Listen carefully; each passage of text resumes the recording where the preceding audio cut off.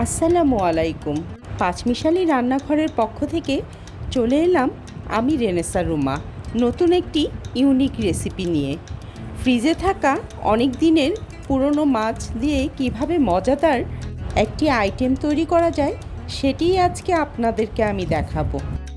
আজকের এই রেসিপিটি তৈরি করার জন্য আমি কয়েক মাস পুরনো 4 টুকরো শোল মাছ নিয়েছি।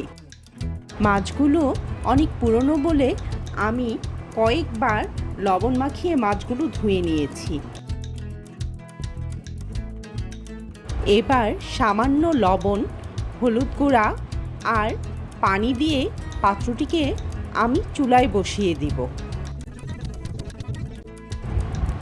ঢাকনা দিয়ে ঢেকে পানি শুকিয়ে যাওয়া পর্যন্ত অপেক্ষা করব। মাছের পানি শুকিয়ে আসলে আমি মাছগুলো একটি প্লেটে তুলে নিব। তারপর ভালো মতো মাছের কাঁটাগুলো বেছে নিব, একটিও কাঁটা যাতে না থাকে। মাছগুলো বাছা হয়ে গেলে আমি তাতে দিয়ে দিব সামান্য মরিচ গুঁড়া, সামান্য ধনিয়া গুঁড়া, সামান্য গরম মশলার গুঁড়া। এবার আমি দিয়ে দিচ্ছি পেঁয়াজ কুচি, ধনিয়া পাতা কুচি আর সামান্য কাঁচামরিচ কুচি। এবার আমি বাইন্ডিংসের জন্য 1 চামচ ভর্তি করে কর্নফ্লাওয়ার আর 1টি ডিমের সাদা অংশ দিয়ে দিব।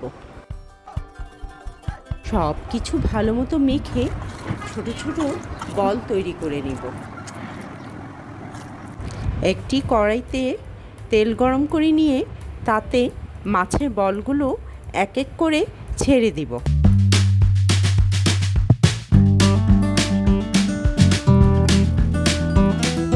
সবগুলো বল কিন্তু প্রপারলি ফ্রাই করে নিতে হবে।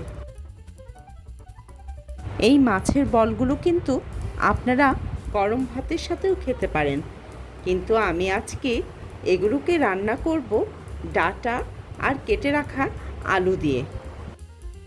প্রথমেই আমি একটি পাত্রে রান্নার তেল দিয়ে দিব সামান্য পেঁয়াজ কুচি। এবার দিয়ে দিচ্ছি সামান্য হলুদ গুঁড়া, মরিচ গুঁড়া, ধনিয়া গুঁড়া আর সামান্য পানি দিয়ে দিব 1 চামচ আদা রসুন বাটা। কিছুক্ষণ মশলাগুলো ভালো মতো কষিয়ে দিয়ে দিব স্বাদ মতো লবণ আর কেটে রাখা আলু ও ডাঁটা। এবার পরিমাণ মতো গরম পানি দিয়ে ভেজে রাখা মাছের বলগুলো এক এক করে দিয়ে দিব।